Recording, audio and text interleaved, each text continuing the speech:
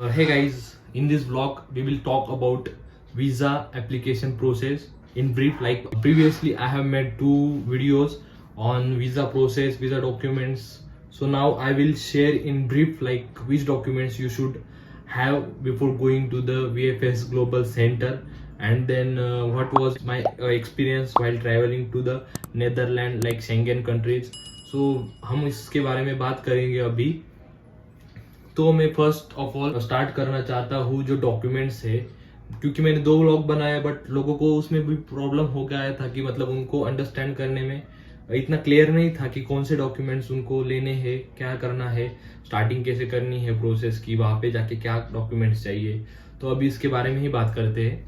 तो सबसे पहले स्टार्ट करते हैं एप्लीकेशन फॉर्म। तो आपको जो शेंगेन वीज़ा, जैसे मैंने शेंगेन कंट्रीज के लिए अप्लाई किया था, तो आपको शेंगेन कंट्रीज का एप्लीकेशन फॉर्म भरना पड़ेगा। जैसे वेबसाइट पे जाओगे आप उनके, तो वहाँ पे आपको मिलेगा वो फॉर्म, उसके साथ पूरा चेक लिस्ट भी रहेगा। वो फॉर्म ऑनलाइन ही फिल रहना चाहिए, ऑफलाइन मत फिल करो, अदरवाइज आपको वहाँ पे जाके रिजेक्ट हो जाएगा, प्रोसेस में डिले हो जाएगा। तो आप ऑनलाइन फॉर्म फिल करना, उसका प्रिंट आउट निकालना, उसके अकॉर्डिंगली चेक लिस्ट रहता है, तो उस चेक लिस्ट के अकॉर्डिंगली पूरा डॉक्यूमेंट्स प्रिपेयर करना। मैंने 2 सेट्स बनाए थे, बिकॉज वहाँ पे जाके जो जेरोक्स के रेट है वो बहुत ही हाई, मतलब वहाँ पे कैसे घूमेंगे उतना। मुंबई मेरा जो VFS सेंटर था, तो वहाँ पे जेरोक्स का ऐसा कोई दुकान भी नहीं था, शॉप नहीं था बाहर, उधर से ही करना पड़ता था। वहाँ पे 20 या 30 रुपीज पर कॉपी था। तो आपको मैं तो सजेस्ट करूंगा कि आप 2 कॉपीज लेके जाना आने के पहले।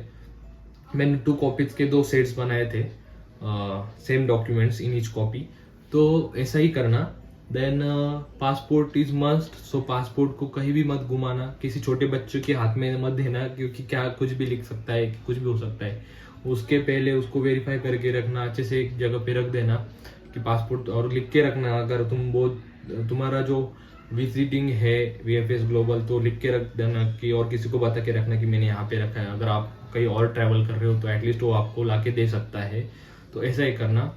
देन चेकलिस्ट में बोल लूंगा, तो चेकलिस्ट में डॉक्यूमेंट्स रहते हैं। First of all application form जो ऑनलाइन फिल रहना चाहिए।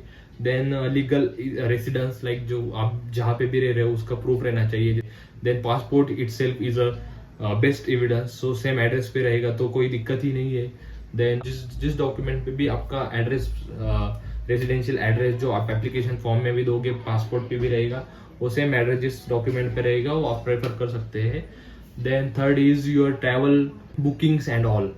तो आप जहाँ पे ट्रैवल कर रहे हो वहाँ पे जाने के बाद आप कहाँ पे रहोगे, उसका बुकिंग्स आपको दिखाना रहेगा वहाँ पे जाके, उसका भी एक डॉक्यूमेंट्स लगेगा। देन फ्लाइट्स बुकिंग, तो उसका भी एक आपको सेट रखना पड़ेगा, जो भी टिकट्स बुक किए है, आइटनरी रहेगा, कुछ भी रहेगा, बट आपको दिखाना है कि मैंने बुकिंग्स किया है, बुक करके रखा है, रिजर्वेशन किया है। ओके। देन उसके बाद आपको बैंक स्टेटमेंट्स लगेंगे। जो बैंक स्टेटमेंट्स रहेंगे वो ऑलमोस्ट 2 years के रहेंगे, जो उस पर एटलीस्ट 2 lakhs का कुछ तो अमाउंट रहना चाहिए, जो इनफ रहेगा उनको अप्रूवल देने के लिए। इनवाइट लेटर, जो इनविटेशन लेटर आता है, जिन्होंने भी आपको वहाँ पे इनवाइट किया है उस कंट्री में, उनका इनविटेशन लेटर चाहिए। देन उसके बाद आपको चाहिए रहेगा आपके एम्प्लॉयमेंट से एक लेटर, कवर लेटर बोलते हैं उसे, तो वो भी चाहिए रहेगा। Then passport itself with blank all pages copy चाहिए, एक सेट उसका बनाने का।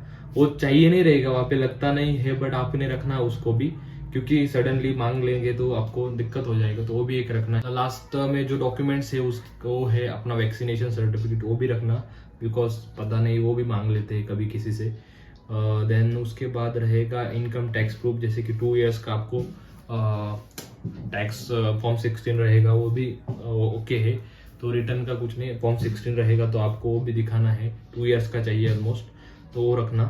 तो यही थे जो डॉक्यूमेंट्स चाहिए वहाँ पे वेरिफिकेशन के लिए। मेरे केस में हुआ था कि मैंने जो अप्रूवल्स के लिए डॉक्यूमेंट्स दिए सब ओके था। फोटो, हाँ, लास्ट एट द एंड मैं बोलना चाहूँगी, जो फोटो है वो फोटो का जो गाइडलाइंस दिया है एप्लीकेशन फॉर्म में वही फॉलो करना। अदरवाइज आप उनको बोल भी सकते हैं, जैसे फोटोग्राफर है, फोटोशॉप पे जाओगे तो उधर बोल दोगे कि मुझे पासपोर्ट के लिए चाहिए, वो बना के देंगे, बट बैकग्राउंड रहना चाहिए वाइट, और कुछ डार्क कलर पहनना, जैसे शर्ट वगैरह, कुछ कैप वगैरह है वो सब मत पहनना, जो एक्चुअल लुक है आपका वो रखना, कोई दिक्कत नहीं आएगा। 100% मैं बोलता हूँ कि अप्रूव हो जाएगा वीज़ा। मैं गारंटी नहीं दूंगा, बट मेरा जो प्रोसेस हुआ था उसके अकॉर्डिंगली मैं बताना चाहता हूँ कि मुझे कोई दिक्कत नहीं आया, 1% भी कुछ प्रॉब्लम नहीं हुआ था, फोटोज वगैरह एवरीथिंग वॉज फाइन। तो लास्ट में मेरे केस में ऐसे हुआ था कि SMS पे चार्जेस वगैरह वहाँ पे लगता है, तो वो फिल कर देना, क्योंकि क्या है इतना बड़ा प्रोसेस रहता है, अपन ऑलरेडी इतना खर्चा कर बैठे रहते हैं, तो SMS सर्विसेज वगैरह 350 रुपीज चार्ज करते हैं, बट ले लेना। मेरे इसमें नहीं लगाया था, बट मैंने उसको जाके बोला, मेरे बाजू में एक लेडी थी, तो उसका जो एस्टिमेट निकला वो अलग था और मेरा अलग था, तो मैंने बोला इसका क्यों हाई है, तो उन्होंने बोला कि आपके इसमें SMS एडेड नहीं है, तो मैंने उससे ऐड करवा लिया और थोड़ा सा ज़्यादा पे किया, बट दैट वाज इम्पोर्टेंट। तो ऐसा करना।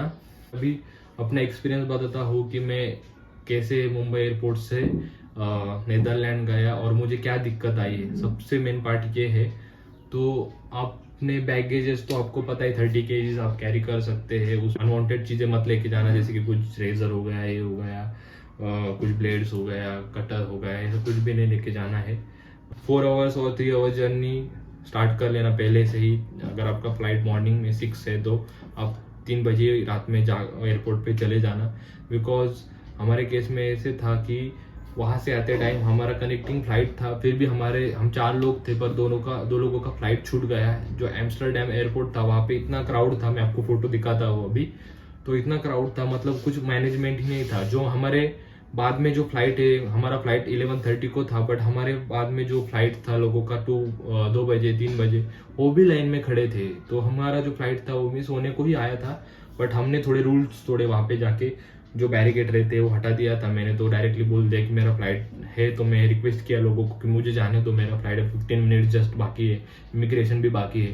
तो लोगों ने हेल्प किया। एक लेडीज मिल गई थी US की, जिन्होंने हमको अपोज किया कि नहीं नहीं मैं भी लाइन में खड़ी हूँ कब से, ऐसा वैसा, बट हमने उसको भी थोड़ा सा अपन इंडियन है तो अपन उसको बराबर ये कर लिया, सेटल कर लिया कि भाई हम जाएंगे, क्योंकि तुम्हारा फ्लाइट तो ऑलरेडी डिले है, तो हम तो आगे जाएंगे। तो हमने चले गए वहाँ पे।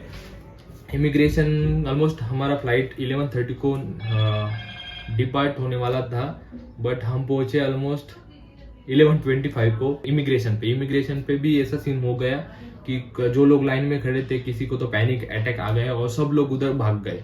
तो जो इमिग्रेशन ऑफिसर रहते, एक आदमी था, तो मैंने लाइन चेंज कर लिया फटक से और अपना कर लिया। मेरे दोस्त ने भी वैसे ही किया, तो हमारा दोनों का निकल गया। हम देख रहे थे डिस्प्ले पे कि गेट क्लोजिंग बोर्डिंग पे लिख के आ रहा था, बट ऑलमोस्ट हम 1 किलोमीटर रन किया है ऐसा। तो ऐसा मत करना। अगर अपन इंडियन है तो थोड़ा सा अपना भी दिमाग चलाने का ऐसा रूल वगैरह ठीक है, अपन भी चेक करते रहने का कि क्या आगे कौन जा रहा है, किसका फ्लाइट कितने बजे है, क्योंकि हमारा फ्लाइट अब ऑलमोस्ट छूटने वाला था। हमारे जो 2 लोग थे उनका तो फ्लाइट छूट गया, उन्होंने रूल्स फॉलो किए, सब किया, ठीक है, हमको रूल्स फॉलो करना चाहिए, बट उनका भी मैनेजमेंट सही है ना, हम थोड़ी रिस्पॉन्सिबल है उसके लिए कि हम लाइन में, हम तो 4 घंटे पहले निकले थे वहां से, फिर भी हमारा ऐसा हो गया। तो फिर ऑलमोस्ट हमने 2 लोगों ने फ्लाइट पिक किया एट 11:30, जस्ट 2 मिनट्स बिफोर जो बोर्डिंग होता है उसके पहले। तो 2 लोगों का तो छूट गया, हम 2 लोग तो आगे आ गए। देन अगेन उन 2 लोगों का फ्लाइट डिले हो गया, उन्होंने रिक्वेस्ट वगैरह, बहुत प्रॉब्लम्स हुए उनको, रिक्वेस्ट किया उनको फिर से फ्लाइट से उसके बाद वाला। देन वो फ्लाइट करके आए, बट कनेक्टिंग फ्लाइट था जो दूसरा वाला इस्तांबुल से, वो भी उनका छूट गया। तो ऑलमोस्ट उनके 2 टिकट्स तो वेस्ट गए।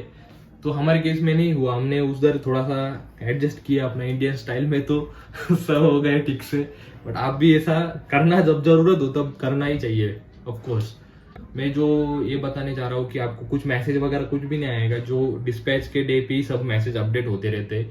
जैसे आपने अभी एम्बेसी में जाके तुम्हारा मैसेज आ जाएगा कि एम्बेसी में आपका एप्लीकेशन गया है। जैसे दिल्ली, मुंबई में मैंने सबमिट किया, दिल्ली में गया, उसके बाद 30 डेज तक मुझे कुछ भी मैसेज नहीं आया था। At the end of like 30 days, on 30 date मुझे मैसेज आया कि your visa application is approved and dispatched. So on 2nd day मुझे मिल गया था।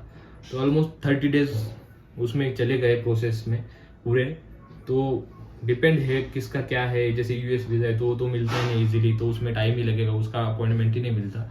बट बाकी केसेस में भी है, यूरोपियन कंट्रीज में जा रहे हैं जो भी लोग, तो उनको तो मिल जाएगा 30 डेज में। बट टाइम चेंज हो सकता है, वेरी हो सकता है, जैसे मेरा 30 डेज में है, किसी का 30 48 डेज में आ सकता है, 45 डेज में आ सकता है, बट आ सकता है। बट आपने ये पूरा प्रोसेस अच्छे से फॉलो किया तो अगर आपके डॉक्यूमेंट्स इनकम्प्लीट रहेंगे, कुछ भी रहेगा, तो ये प्रॉब्लम दे सकती है चीज़। तो आई होप कि आपको ये वीडियो इन्फॉर्मेशन के लिए अच्छा है।